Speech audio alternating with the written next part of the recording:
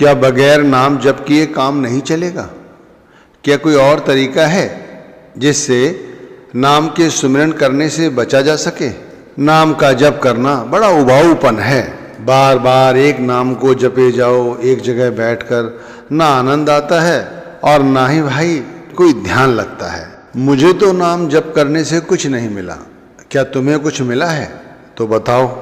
नाम भक्ति के लिए समय कहाँ से निकालें? वैसे भी हमारे इतने सारे काम अधूरे पड़े हुए हैं। काल का जाल भाई तीनों लोकों में फैला हुआ है, इसीलिए आज इस तरह के प्रश्न हमारे कानों में पड़ते हैं। अब जैसे किसी ने पूछा क्या कोई और तरीका है जिससे सुमिरन करने से बचा जा सके, भक्ति से बचा जा सके? तो भाई आत्मज्ञान पैदा कर लो, तो भाई इन सब बातों से बच सकते हो, क्योंकि हम आत्मज्ञान के लिए ही तो ये सब करते हैं, फिर भी हमें आत्मज्ञान नहीं होता। इसी बात को दरिया साहिब ने कहा है, सत्य सत्य सब कहे पुकारा, सत्य चीने जो उतरे पारा, सत्य चीना वैसो गुर ज्ञानी, सत्य शब्द छप लोक की बानी, बिन सतगुर नहीं सत्य पहचानी, बिन पद परिचय कवन गत ठानी। सत्य मतलब नाम या परमात्मा, छपलोक यानी कि सतलोक, और परिचय, परिचय का मतलब होता है परिचय।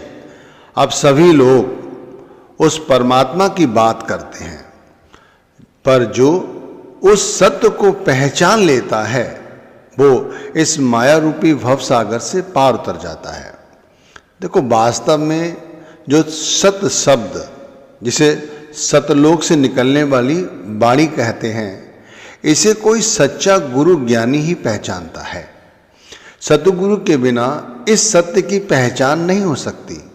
और भाई इस पद में जैसे सत्य का जो परिचय बताया गया है, उसे प्राप्त किए बिना भला कौन इस भवसागर से पार हो सकता है? कौन अपने उस असली ठिकाने तक पहुंच सकता है? असल बात तो ये है कि हम नाम जप करना चाहते ही नहीं हैं, क्योंकि जैसे प्रश्न पूछा ना किसी ने कि भाई ये बड़ा उबाऊपन है, कैसे इस नाम जप करने से बचा जाए? कोई और तरीका, कोई और साधन समझा दो। देखो अपने आप मन की बात आई ना कि हम लोग भजन करना, सुमिरन करना चाहते ही नहीं हैं।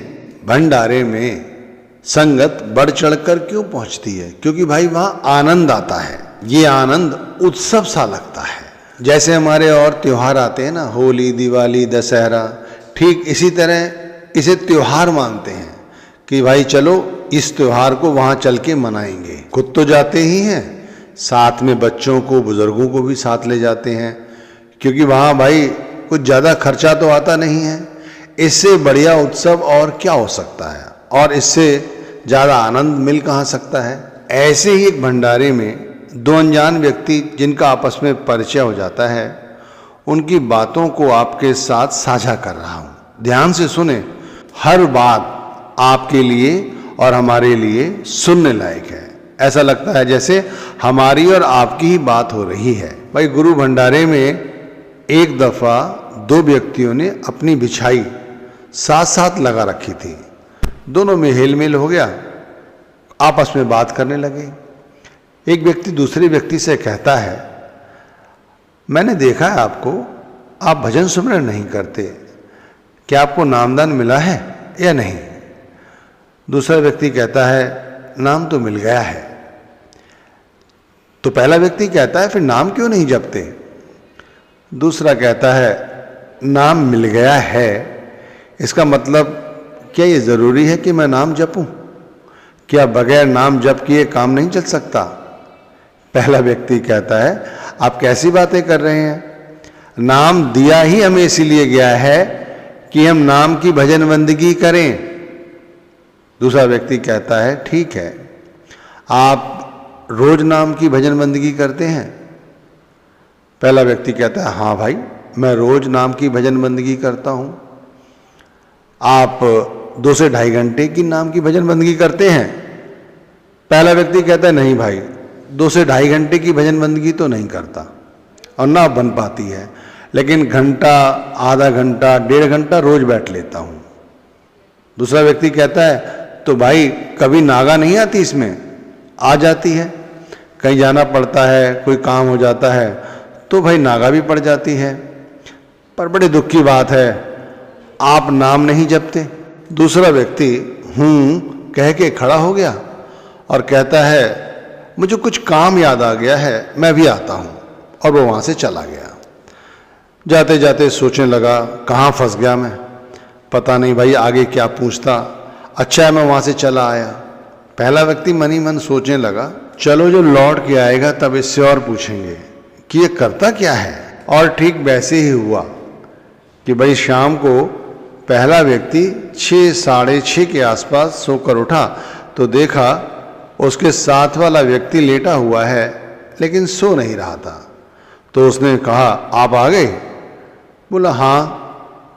तो उठ के बैठो ना, आपसे कुछ और बात करनी है। दोनों उठकर बैठ गए। पहला व्यक्ति कहता है भाई आप 2-2.5 घंटे नाम नहीं जप पाते, कोई बात नहीं, लेकिन आपको थोड़ी बहुत देर तो नाम जपना ही चाहिए। अच्छा एक बात बताओ, आपको नामदान मिले कितना अरसा हो गया? दूसरा व्यक्ति कहता है 3 वर्ष। तो आपने कभी नाम की भजन बंदगी की ही नहीं? दूसरा व्यक्ति कहता है की, शुरू में साल भर के आसपास की थी, फिर क्यों छोड़ दी? कुछ मजा ही नहीं आया, जैसा बताया गया था ऐसा कुछ सुनाई नहीं पड़ा, दिखाई नहीं पड़ा। तो फिर सत्संग भाई जब वो नहीं बना तो ये अच्छा लगा, यही करने आ गए, यही कर लेते हैं। पहला व्यक्ति कहता है यहाँ आ गए ये तो ठीक है, पर भाई आपको भजन सुमिरन भी थोड़ा बहुत करना चाहिए। अब दूसरा व्यक्ति भी कब तक चुप रहता, फिर उसने भी अपने प्रश्नों का उससे आंसर लेना शुरू कर दिया। कहता है आप सुमिरन ही करते हो या भजन भी करते हो? तो वो कहता है भाई भजन नहीं कर पाता, गृहस्थी का चक्कर लगा रहता है ना, भाई सुमिरन कर लेता हूँ। अच्छा एक बात बताओ, आपको नामदान मिले कितना अरसा हो गया? वो कहने लगा 22 साल हो गए हैं मुझे नामदान लिए हुए। तो 22 साल से अभी आप 1-1.5 घंटे पर ही हो, कभी 2.5 घंटे की बैठक आपकी नहीं बनी? नहीं भाई, शुरू में कभी बन गई तो बन गई, अब तो यही है। दूसरा व्यक्ति कहने लगा क्या आपकी भजन बंदगी में कभी बाधा आती है, नागा आती है? वो कहने लगा बाधा भी आती है और नागा भी आती है। नागा तो ऐसा है कि भाई जब काम पड़ते हैं तो भजन बंदगी छूट जाती है, और रही बात बाधाओं की तो वो तो आती जाती रहती हैं। दूसरा व्यक्ति कहता है क्या आपने कभी शब्द धुन सुनी? क्या कभी शब्द का प्रकाश देखा? कभी अंदर उतरकर अपनी आत्मा का आपने अनुभव किया? पहला व्यक्ति अपने आप पर थोड़ा विचार करते हुए कहता है नहीं भाई, शब्द धुन तो नहीं सुनी, ना ही शब्द के कभी प्रकाश को देखा है। सच बात तो यही है। बाकी आत्मा का अनुभव तो हाँ कई बार हुआ है। सुमिरन करते करते अचानक सारे शरीर में फुरफुरी हो जाती है, आँखों के बीच में जब कभी ध्यान रुक जाता है तो बस इतना ही कुछ है। दूसरा व्यक्ति फिर रुकने वाला कहाँ था, उसके प्रश्न तो बढ़ते ही जा रहे थे। उसने पहले व्यक्ति से कहा नाम जपने से आपको कुछ फायदा हुआ, कुछ प्राप्त हुआ?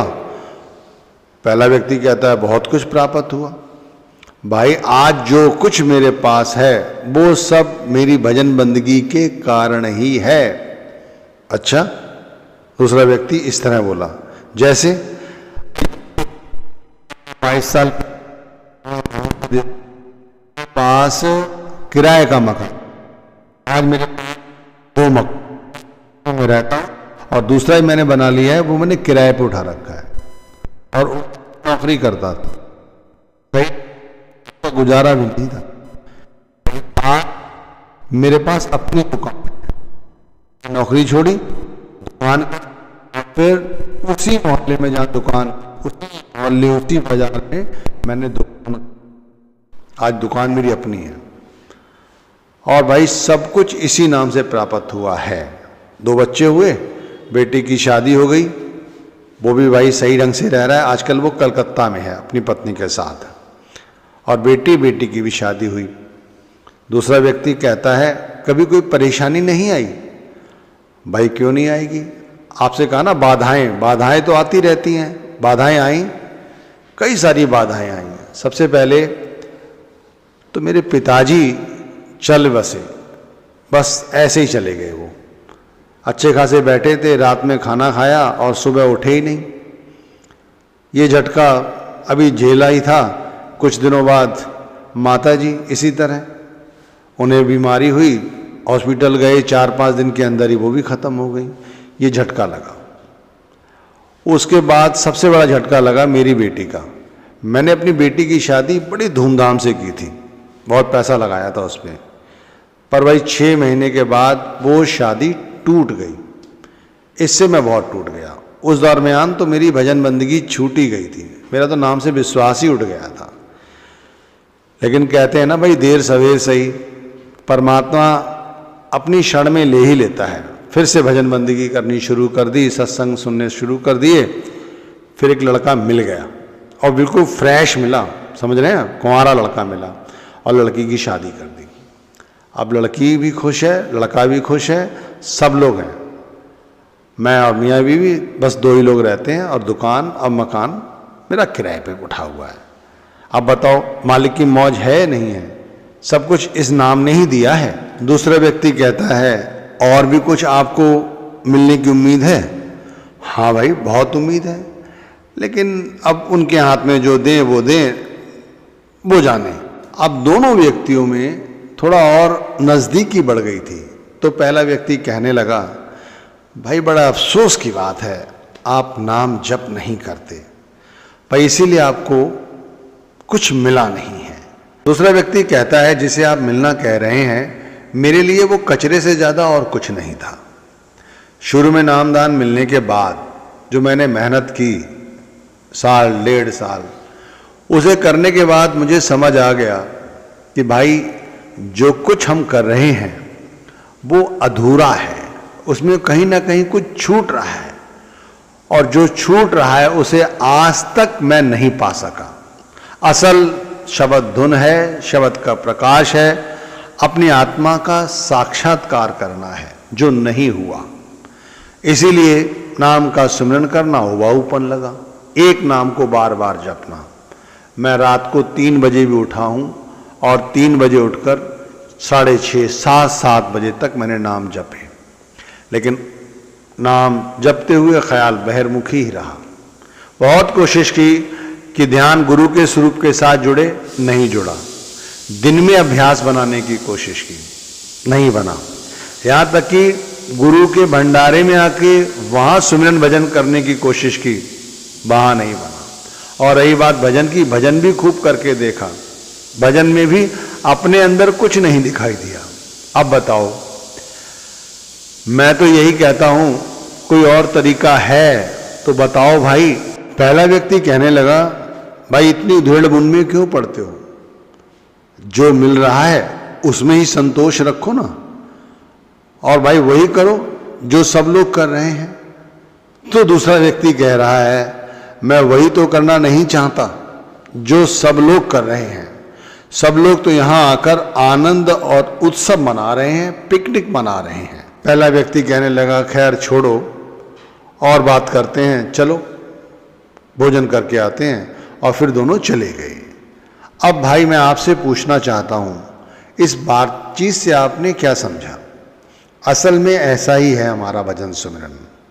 हम लोग भजन सुमिरन कर रहे हैं, जो हमें मिल जाता है, जैसे सांसारिक वस्तुएं, हम सोचते हैं ये गुरु प्रताप है। हमारे साथ कोई घटना दुर्घटना घटती है, जैसे उस व्यक्ति के माता पिता खत्म हो गए, बेटी की शादी हो गई दूसरी, तो भाई उसे लगता है ये भजन सुमिरन द्वारा ही सब कुछ हो रहा है, और वो इसी मौज में मस्त है। लेकिन यहीं पे बहुत सारे लोग ऐसे हैं जो ये जान गए हैं कि नाम सच है, और नाम में वो ताकत है जो हमें मोक्ष प्रदान कर सकती है, जो 84 के बेड़े से हमेशा के लिए हमें निजात दिला सकती है। तो वो लोग शब्द को साथ जुड़ने के लिए अपने अंदर उतरकर शब्द का साक्षात्कार करना चाहते हैं, शब्द धुन सुनना चाहते हैं, शब्द के प्रकाश को देखना चाहते हैं। अच्छा, असल है जैसे कबीर साहब ने कहा है, नैन हमारे बाबरे छिन छिन लौरे तुझ, ना तू मिले ना मैं सुखी ऐसी बेदन मुझ। मेरे ये बावरे नेत्र क्षण क्षण आपके प्रति लपकते हैं, किंतु ना तो आपको देख पाते हैं और ना ही आपसे मिल पाते हैं और ना ही मैं सुखी हो पाता हूँ। इस कारण मुझे बड़ी तीव्र वेदना होती है। भाई बुरा मत मानना, हमारे लिए नाम की भजन बंदगी केवल इसीलिए रह गई है कि हम सांसारिक वस्तुओं को जब प्राप्त कर लेते हैं तो गुरु कृपा समझते हैं, जब हमारे काम बनने लगते हैं तब इसे अपनी भजन बंदगी का फल समझते हैं। अब देखा जाए तो है भी अच्छा, थोड़ा सा नाम जप लो और कारोबार चलने लगे, बच्चे की नौकरी लग जाए, घर में बैठी लड़कियों की शादी हो जाए, रोग खत्म हो जाए, इससे अच्छा और तरीका क्या है। और भाई अगर हम वो भी नहीं कर पाते हैं तो जैसे लोग कह रहे हैं ना कि कोई और तरीका, कोई और साधन बता दो जिससे सुमिरन करने से बचा जा सके, भजन करने से बचा जा सके। भाई आपके काम बन रहे हैं, आपके सारे काम बनने के साथ साथ आपको जैसी भी है, आपको दिलासा तो है, मन में शांति तो है, वो भी मिल रही है, तो फिर काहे को परेशान हो। असल में परेशानी तो उन लोगों के साथ हो रही है जो शब्द धुन सुनना चाहते हैं, शब्द के प्रकाश को देखना चाहते हैं, आत्म साक्षात्कार करना चाहते हैं। भाई एक तरफ घर गृहस्थी है और उसके अंदर 24 घंटे मिलते हैं, 24 घंटे में 10 घंटे तो यूं ही निकल जाते हैं। अब 14 घंटे में व्यक्ति घर परिवार के काम भी करे और उसके बाद भजन बंदगी भी करे, और उस भजन बंदगी में उसे अपने अंदर उतरकर ईश्वर का तनिक भी अनुभव ना हो तो भाई वो तो रोएगा। भाई आपसे विनती है कि आप सबसे पहले आत्मज्ञानी बनने की कोशिश करें। आत्मज्ञानी का मतलब होता है आपको ये सोच ही हो जाए कि मैं एक आत्मा हूं, ये शरीर नहीं हूं। ये केवल कहने भर ना हो, ये अनुभव में होनी चाहिए हमारे कि मैं आत्मा हूं।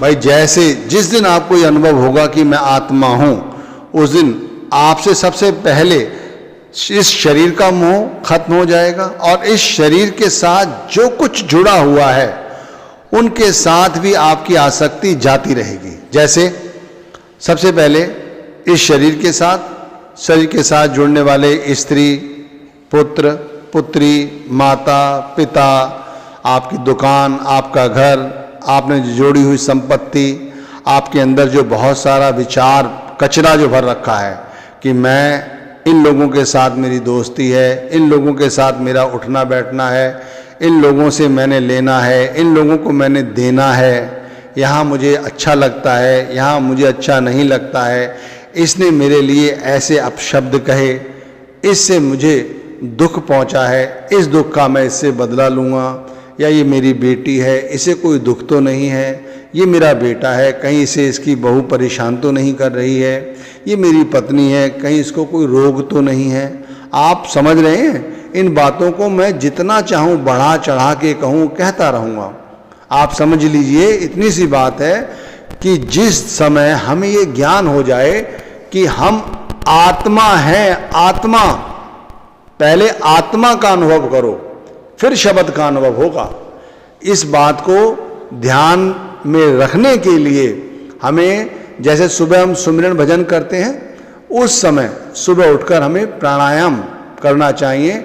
आंखों के मध्य में अपने स्वरूप का ध्यान करो, सर की चोटी से लेके पैर की तर्जनी उंगली तक ध्यान करो कि ये सारा शरीर जो हम देख रहे हैं ये मिट्टी है। फिर धीरे धीरे अभ्यास बनाओ, इस मिट्टी से मोह कम करते चले जाओ। इस मिट्टी के साथ जो कुछ भी जुड़ा है उनके साथ अपनी आसक्तियां धीरे धीरे खत्म करो। धीरे धीरे हो सकता है, एक साथ नहीं होगा, क्योंकि भाई हम गृहस्थ आश्रम में हैं।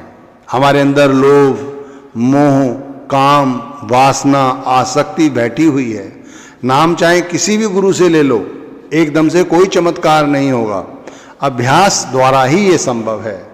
तो धीरे धीरे जब हमें ये अनुभव होने लगता है कि हमें आत्मा है, तब हम खुश रहते हैं। चाहे हमें भूख लगी हो और हमें भोजन मिले चाहे ना मिले तब भी हम खुश होंगे, और यदि हमारे पास सब कुछ है तब भी हम सुखी होंगे। इस सुख और दुख से हमारी आत्मा को कोई भी परेशानी नहीं होगी। जो राज दे ता कवन मड़ाई, जा भीख मंगाए तो क्या घट जाई। इसका मतलब होता है आत्मज्ञान हो गया। आत्मज्ञान होने पर ही अवस्था होती है कि वो परमात्मा हमसे भीख मंगवाए तो हमें इसका दर्द नहीं होता, और वो राजपाट दे दे तो हमारी कोई इसमें आसक्ति नहीं होती। वैसे आप चाहे इस वाणी को 50 बार सत्संगों में सुनो, चाहे मुंह से गुनगुनाओ, असल में इसका अनुभव करना है। तो आत्म ज्ञान होने पर आपको सबसे पहले आत्मा क्या ढूंढती है, जैसे मन क्या ढूंढता है, मन ढूंढता है उन चीजों को जिसमें उसे मजा आता है। जैसे नाम के सुमिरन में उबाऊपन लगता है, उसे मजा नहीं आता। आत्मा सच को ढूंढती है। आत्मा के लिए सच क्या है? परमात्मा। चूंकि आत्मा परमात्मा का अंश है, ऐसे बोलते रहो, इससे कोई फर्क नहीं होगा। जिस दिन आपको यह अनुभव हो जाएगा कि मैं वाकई में आत्मा हूं, उस दिन आत्मा आपकी सच को ढूंढेगी। अब आपके पास सच क्या है? परमात्मा। परमात्मा तो आपने देखा नहीं। जो गुरु ने शब्द दिया है वो वर्णात्मक है। गुरु स्वयं साकार रूप में है। जैसे मूर्ति होती है ना देवी देवताओं की, ऐसे ही गुरु साकार रूप में है। बस ये है कि बोलते हैं, वो बोलती नहीं है। समझ रहे हैं आप? तो इसी तरह जो उन्होंने शब्द दिया है वो भी वर्णात्मक है। अब जैसे हम थोड़ा अभ्यास करते हैं, मेहनत करते हैं, और हमने अपने अंदर आत्म दर्शन करना शुरू कर दिया, आत्म का अनुभूति हमें होने लगी। ऐसे ही जब हम नाम जपते हैं, चाहे थोड़ा ही जपें, घंटे, 2 घंटे, 2.5 घंटे, 4 घंटे जपने की बजाय जितनी देर आप जप सकते हैं उतनी जपें। आत्म अनुभव के बाद व्यक्ति जितना भी नाम जपता है उसे शब्द की अनुभूति होती चली जाती है, और ये जो शब्द वर्णात्मक है, धुनात्मक शब्द में अपने आप परिवर्तित हो जाता है। फिर इस शब्द को जपने की जरूरत नहीं पड़ती। आत्मा इसको सुनती है, अपने आप शब्द का अनुभव करती है। जैसे हम इस समय बोल रहे हैं तो मैं सुन रहा हूं, आप भी सुन रहे हैं मेरे को। अब ऐसे ही जब हम शब्द जपते हैं, नाम जपते हैं, चाहे मुंह से बोलें चाहे अजप्पा, फिर भी हमारा मन तो सुनता है ना। इसी तरह उस नाम को हमारी आत्मा सुनती है। ये नाम को सुनना आत्मा का, ये क्या हो गया? ये वर्णात्मक से धुनात्मक शब्द हो गया। जब आत्मा नाम को सुनने लगती है तब आत्मा शब्द को पकड़ने लगती है। जब आत्मा शब्द को पकड़ने लगती है तब इस शरीर में हम, जो 9 द्वारों वाला से शरीर जिसके अंदर 10वां द्वार ऊपर है, इस शरीर के अंदर ही हम उस शब्द का अनुभव करते हैं। अब जब ऐसी स्थिति आती है तब हमें शब्द का साक्षात्कार होता है।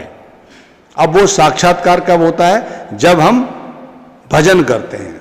और जब भजन करते हैं तब आत्मा आंखों के पीछे, चूंकि वो जान चुकी है भाई ये जरिया है शरीर आत्मा के लिए शब्द धुन सुनना, और कुछ नहीं है इस शरीर की हस्ती।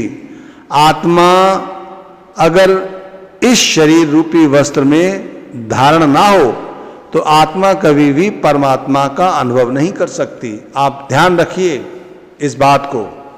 अगर हमारा शरीर नहीं है तो आत्मा चाहे परमात्मा का अंश है, इतना रूप उसके हैं, आत्मा परमात्मा के घर से आई है, लेकिन वो मोक्ष प्राप्त नहीं कर सकती। प्राप्त मोक्ष उसकी तभी होगी जब वो इस शरीर में ठहरे, क्योंकि आत्मा को ठहरने के लिए, रोकने के लिए शरीर रूपी वस्त्र चाहिए।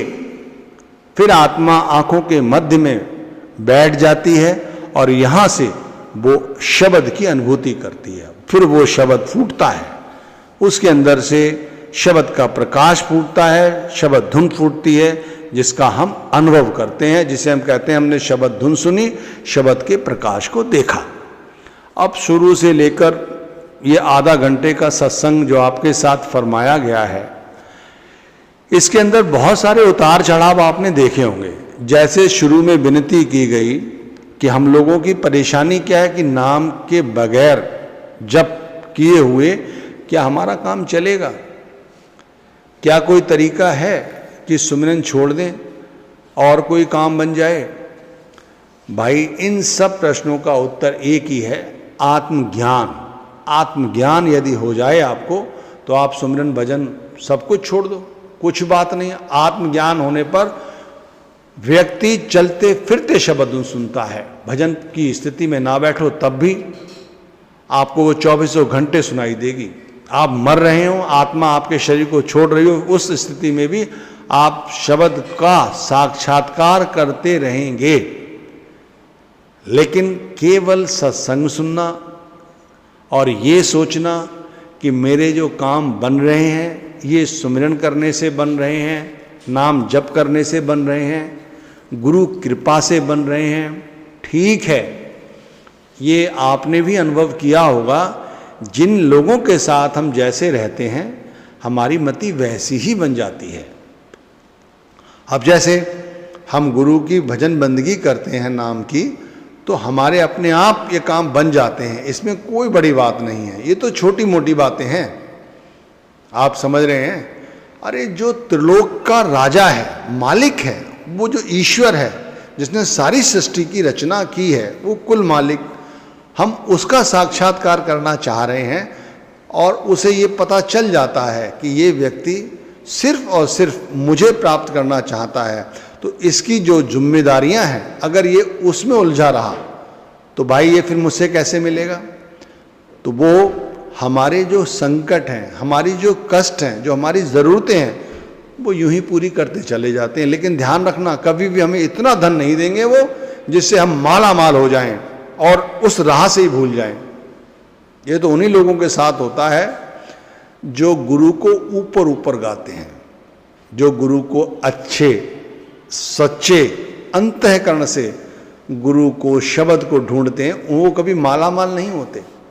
उनकी तो ज़रूरतें पूरी होती हैं, क्योंकि प्रभु चाहता है कि भाई वो उन्हें याद रखें।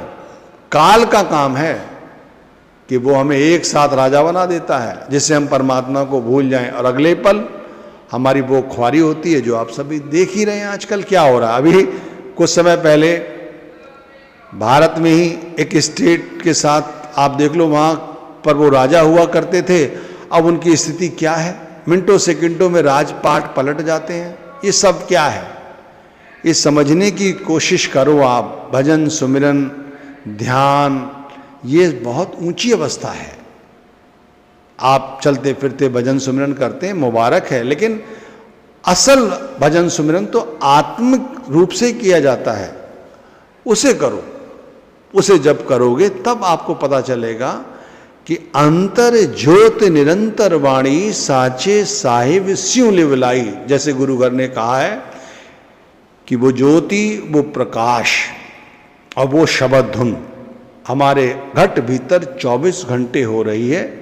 ये आपने बानी सुनी, मैंने इसकी व्याख्या कर दी, आपने सर हिला दिया, इससे काम नहीं बनेगा। काम बनेगा आप खुद अनुभव करो ना इसका, आप खुद अपने अंदर उतर कर देखो जाता क्या है। आपको सिर्फ यही सोचना है, आप बोल रहे हैं किसी से बात करते हुए, या आपका मन बोल रहा है, या आपकी आत्मा बोल रही है। जब आप किसी के साथ बातचीत करते हैं, टटोला करो, आपके अंदर बैठा हुआ अहंकार बोल रहा है, आपके अंदर बैठा हुआ क्रोध बोल रहा है, आपके अंदर वासना बोल रही है। आप देखो तो सही कौन बोल रहा है, या आपके अंदर बैठी हुई आत्मा बोल रही है। क्योंकि आत्मा जब भी बोलेगी तो शांत चित्त होकर बोलेगी, बगैर आसक्ति के बोलेगी। मन बोलता है आसक्ति के साथ, मन चाहता है वासनाओं में लिप्त रहना, मन चाहता है कि भाई हम इस संसार में यूं ही भटक